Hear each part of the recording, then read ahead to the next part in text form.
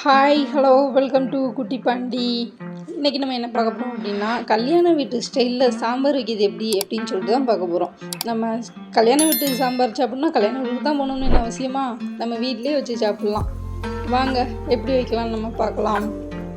அதுக்கு தேவையான பொருள், ஒரு கத்தரிக்காவை கட் பண்ணி நான் எடுத்துருக்கேன் ரவுண்ட் ஷேப்பில், ஒரு உருளைக்கிழங்கு, ஒரு கேரட்டு அதையும் ரவுண்ட் ஷேப்பாக கட் பண்ணி எடுத்துக்கோங்க, 4-5 பீன்ஸு, ஒரு வாழைக்காய்,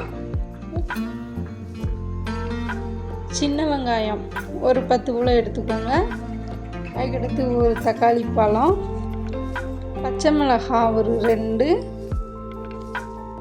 புளி ஒரு நெல்லிக்காய் சைஸு புளி எடுத்து ஊற வச்சுக்கோங்க, கருவேப்பிலை, அப்புறம் கொஞ்சமாக வெல்லம். நம்ம வெல்லம் சேர்க்கும்போது தான் கல்யாண வீட்டு ஸ்டைலில் அந்த குழம்பையே மாற்றி கொண்டு வரும்.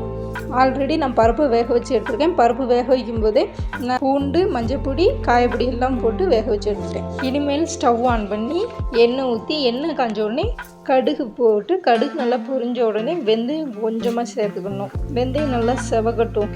செவந்த உடனே கொஞ்சம் ஜீரகத்தை முன்னக்கட்டியே போட்டு அது கரிஞ்சிரும். அதனால் வெந்தயம் நல்லா செவந்த உடனே ஜீரகத்தை நம்ம சேர்த்துக்கிடணும். எல்லாத்தையும் சேர்த்து ஒரு லைட்டாக ஒரு வதக்கி விட்டுக்கிடணும். கொஞ்சமாக கருவேப்பிலை சேர்த்துக்கிடணும். எல்லாமே நல்லா பொரிஞ்சு வந்ததுக்கப்புறம் 2 பச்சை மிளகாய் 2ஆக கீறி வச்சு அதை போட்டுக்கணும். அதை லைட்டாக வதக்கி விட்டுக்கிடணும். பாருங்கள், இப்போ நல்லா வதங்கி வந்துருச்சு. இந்த ஸ்டேஜில் நம்ம சின்ன வெங்காயத்தை 2ஆக கட் பண்ணி உள்ளுக்கு அப்படியே சேர்த்து நல்லா கிளறி விட்டுக்கிட வேண்டியது தான்.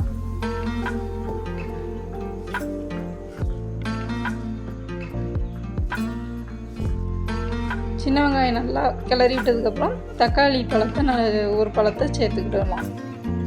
தக்காளி நல்லா வதங்கினதும் நம்ம சாம்பார் பொடியை கொஞ்சம் போட்டு எல்லாத்தையும் சேர்த்து நல்லா கிளறி விட்டு, ஆல்ரெடி கட் பண்ணி வச்சுருக்கக்கூடிய காய்கறி எல்லாத்தையும் ஒன்றா போட்டு எல்லா இடத்துலையும் மசாலா படுற மாதிரி நல்லா கிளறி விட்டுக்கிடலாம்.